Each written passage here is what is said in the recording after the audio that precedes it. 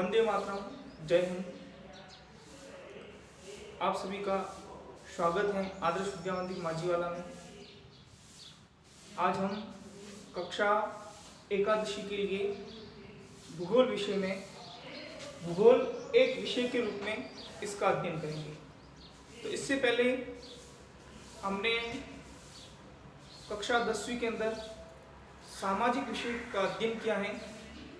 उस सामाजिक विषय के अंदर आपने अलग अलग विषयों का अध्ययन किया, जैसे आपने इतिहास, राजनीति शास्त्र, भूगोल, अर्थशास्त्र और भी विभिन्न प्रकार के उसमें समाज से संबंधित समाजशास्त्र का भी उसमें अध्ययन किया है। लेकिन जैसे ही हम 10वीं कक्षा उत्तीर्ण कर लेते हैं, उसके बाद अलग अलग विषयों का एक अलग अलग शंकाएं होती हैं। उन शंकाओं के आधार पर अलग अलग विषय पढ़ना पड़ता है। तो हम जैसे ही कला वर्ग के अंदर प्रवेश लेते हैं, तो उस कला वर्ग के अंदर एक भूगोल विषय है। उस भूगोल विषय के बारे में हम अध्ययन करते हैं। तो भूगोल विषय के बारे में हम क्यों अध्ययन करते हैं, भूगोल विषय को क्यों पढ़ना चाहिए। सर्वप्रथम हम भूगोल विषय को चूज करते हैं, लेते हैं, तो हमको भूगोल विषय पढ़ना क्यों चाहिए, आखिर भूगोल विषय पढ़ने के पीछे क्या उद्देश्य है, हमको भूगोल विषय क्यों पढ़ना है। तो भूगोल विषय पढ़ने के लिए सर्वप्रथम है मानव समाजों में पाई जाने वाली भिन्नताओं को समझने में आसानी होती है। जो मानव समाज है उसमें विभिन्न प्रकार की भिन्नताएं पाई जाती हैं। उन भिन्नताओं को हम आसानी से समझ सकते हैं, और जब हम मानव समाजों की भिन्नताओं को आसानी से समझेंगे तो विश्व शांति पर हम परस्पर सहयोग कर सकते हैं और भाईचारे की भावना उत्पन्न कर सकते हैं। इसमें भूगोल के अध्ययन करने से हमको मानव समाज में पाई जाने वाली विभिन्नताओं को समझने में ये विषय सहयोग करता है। अगर हम मानव की विभिन्नताओं के मानव समाज में जो विभिन्नताएं पाई जाती हैं उनको समझ लेंगे, तो उनको समझने के बाद हम आसानी से विश्व शांति और परस्पर सहयोग और भाईचारे की भावना को मजबूत कर सकते हैं। दूसरा बिंदु की बात करते हैं, तो जो मानव समाजों के अंदर भिन्नताएं हैं, उन भिन्नताओं को उत्पन्न करने वाले कारकों को जानने में सहायता मिलती है कि ये मानव समाज में भिन्नताएं क्यों हैं। जैसे अलग अलग स्थान पे जाएंगे तो अलग अलग प्रकार की मानव प्रजातियां पाई जाती हैं, वो भिन्नताएं क्यों हैं। अलग अलग प्रकार की वनस्पति पाई जाती है, वो भिन्नताएं क्यों हैं। अलग अलग प्रकार की बस्तियां पाई जाती हैं, अलग अलग प्रकार की विभिन्न प्रकार के भिन्नताएं पाई जाने के पीछे उसके कारक क्या हैं। उन कारकों के आधार पर हम पता लगा सकते हैं कि ये मानव समाज किस प्रकार से भिन्न है।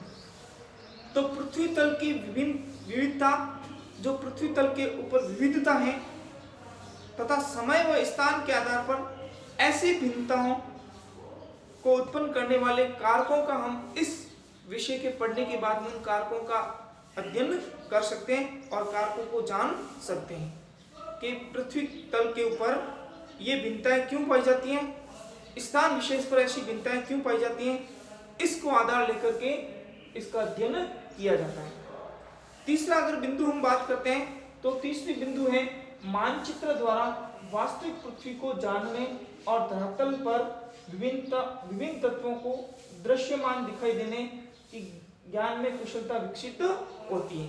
ये क्या कहता है, मानचित्र द्वारा वास्तविक पृथ्वी को जानने, मानचित्र के माध्यम से हम वास्तविक पृथ्वी को जान सकते हैं और धरातल पर विभिन्न तत्वों के दृश्य ज्ञान की कुशलता विकसित होती है भूगोल को पढ़ने से।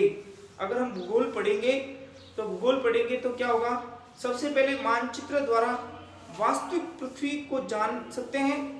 मानचित्र के माध्यम से, ग्लोब के माध्यम से हम वास्तविक पृथ्वी कैसी है उसका ज्ञान प्राप्त कर सकते हैं और धरातल पर विभिन्न तत्वों को दृश्य ज्ञान की कुशलता विकसित की जा सकती है। धरातल के ऊपर विभिन्न प्रकार के जो हमें दृश्य ज्ञान दिखाई देते हैं, वनस्पति हैं, विभिन्न प्रकार के जो भूदृश्य हैं, स्थलाकृति हैं, और विभिन्न प्रकार की जो भी वनस्पति, मानव बस्तियां, जितने भी प्रकार के, उसको हम भूदृश्यों को हम क्या दृश्य ज्ञान की कुशलता विकसित उसमें की जा सकती है। और भूगोल को क्यों पढ़ना चाहिए? तो और भूगोल को पढ़ने के लिए एक है आधुनिक वैज्ञानिक तकनीकों से राष्ट्रीय विकास में सहयोग करने की योग्यता। जो भूगोल के अंदर आधुनिक वैज्ञानिक तकनीकें आ गई, जैसे आधुनिक वैज्ञानिक तकनीकें GIS क्या है? एक आधुनिक वैज्ञानिक तकनीकी क्या है? GIS क्या है? GIS। ये GIS क्या है? GIS यानी क्या? Global information system, global information system. और दूसरा है GPS, इसके बारे में भी हम आगे पढ़ेंगे।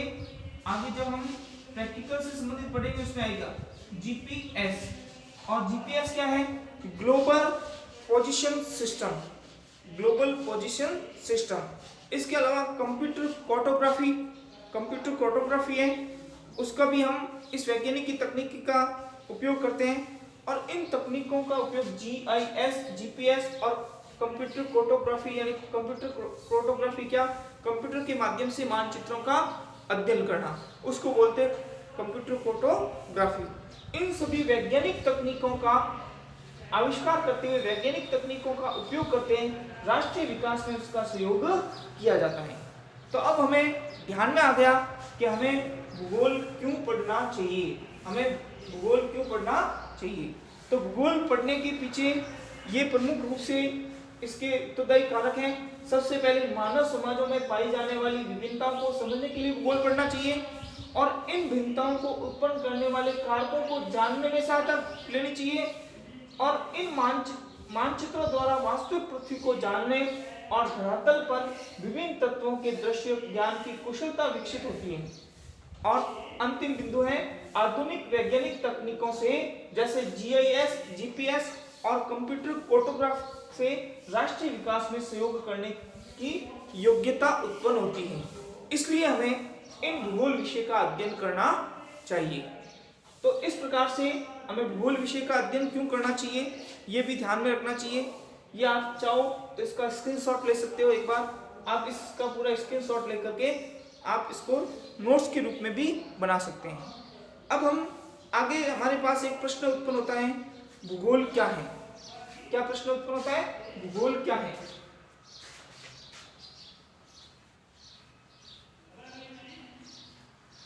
दूसरा प्रश्न उत्पन्न होता है, भूगोल है क्या?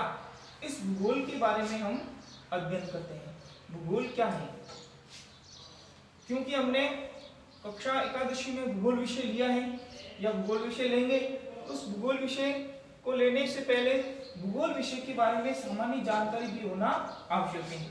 अब तो हमने पढ़ लिया है कि भूगोल विषय क्या है, हमने क्या पढ़ा? भूगोल विषय क्यों पढ़ना चाहिए। अब हम पढ़ेंगे भूगोल क्या है। भूगोल क्या है?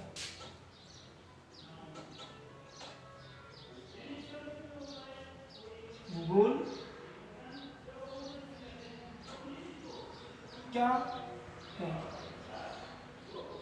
भूगोल है क्या, इसके बारे में हमको जानकारी होनी चाहिए।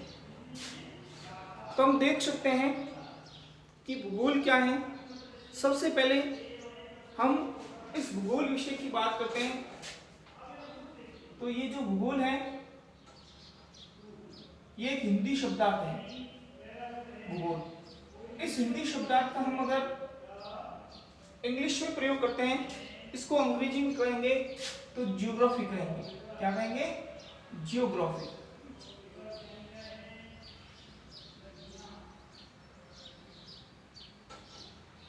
जियोग्राफी। अगर हम इस जियोग्राफी शब्द कहां से आया, ये जियोग्राफी शब्द कहां से लिया गया है, तो एक यूनानी भाषा या ग्रीक भाषा भी कह सकते हैं, यूनानी भाषा को या ग्रीक भाषा को, उसका एक शब्द है जियोग्राफो। क्या है? जियोग्राफोस। एक शब्द है जियोग्राफोस।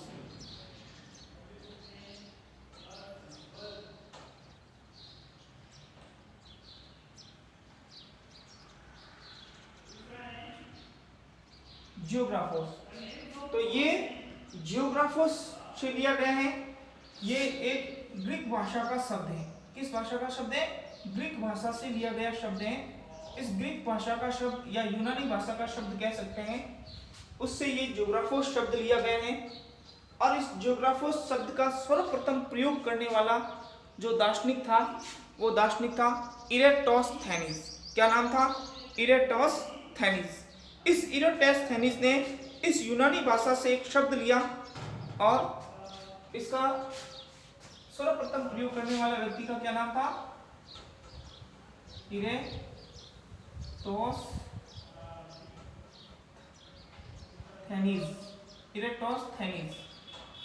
इस इरेटोस्थेनीज ने,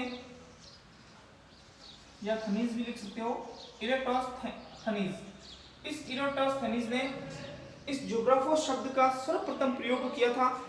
और इस ज्योग्राफोस शब्द को अगर हम अलग अलग दो भागों में विभाजित करते हैं तो हम इसके अलग अलग दो भागों में, एक हम लिख सकते हैं जियो और दूसरों को हम लिख सकते हैं ग्राफोस।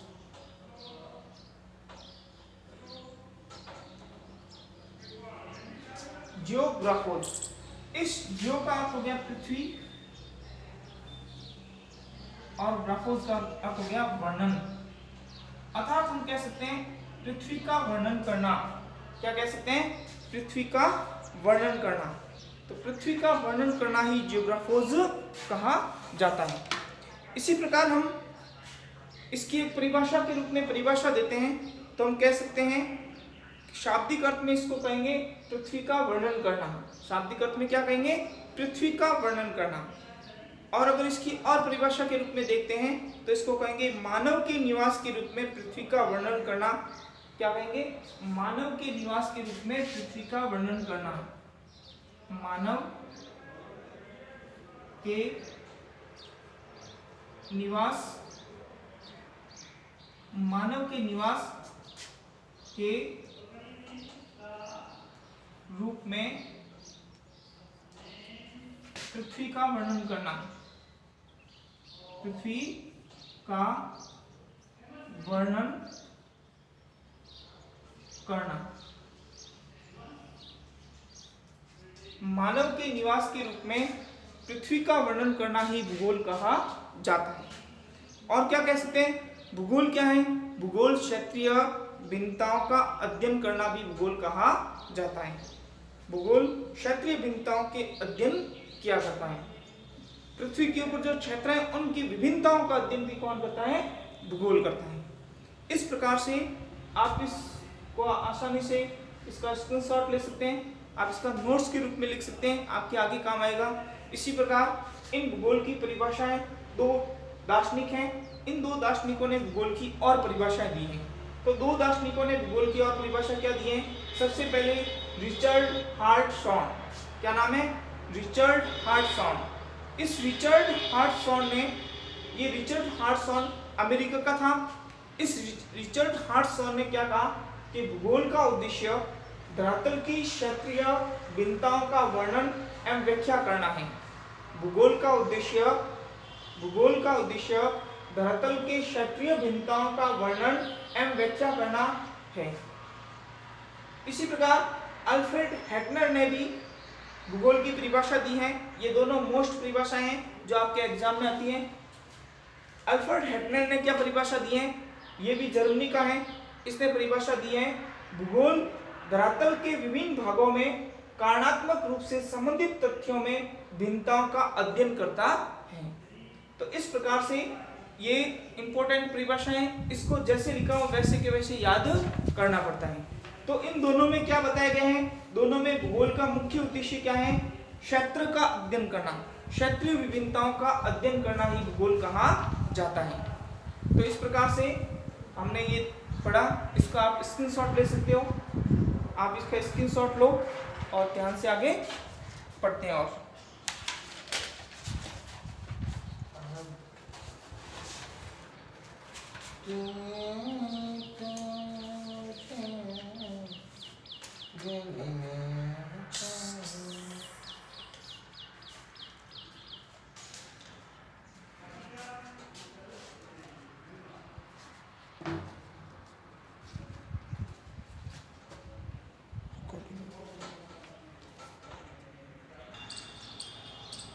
तो आपने स्क्रीनशॉट लिया। अब हम, अगला प्रश्न है क्या भूगोल को क्षेत्रीय भिन्नताओं का अध्ययन मानना तार्किक है? तो भूगोल को क्षेत्रीय भिन्नताओं का अध्ययन क्यों माना जाता है? क्योंकि भूगोल उन सभी तत्वों का अध्ययन करता है जो क्षेत्रीय भिन्नता के रूप में पहचाना जाता है। इसी प्रकार भूगोल में उन कारकों का भी अध्ययन किया जाता है जो भिन्नताओं को जन्म देता है। जैसे उदाहरण के रूप में एक समझ सकते हैं कि किसी फसल का उत्पादन करते हैं, उस फसल का किसी विशेष स्थान पर विशेष प्रकार की फसल उगाई जाती है। जैसे मान लो पंजाब और हरियाणा में देखते हैं तो वहाँ पंजाब के अंदर चावल की खेती की जाती है, तो वहाँ के किसानों की आर्थिक स्थिति, वहाँ के जलवायु, वहाँ की पानी की क्षमता, मिट्टी, उन सभी को देख करके फिर उसका अध्ययन किया जाए, वही भूगोल को क्षेत्रीय भिन्नताओं का अध्ययन के रूप में जानते हैं। तो हम ये कह सकते हैं कि भूगोल एक क्षेत्रीय भिन्नताओं का अध्ययन है, ये तार्किक सत्य माना जाता है। धन्यवाद।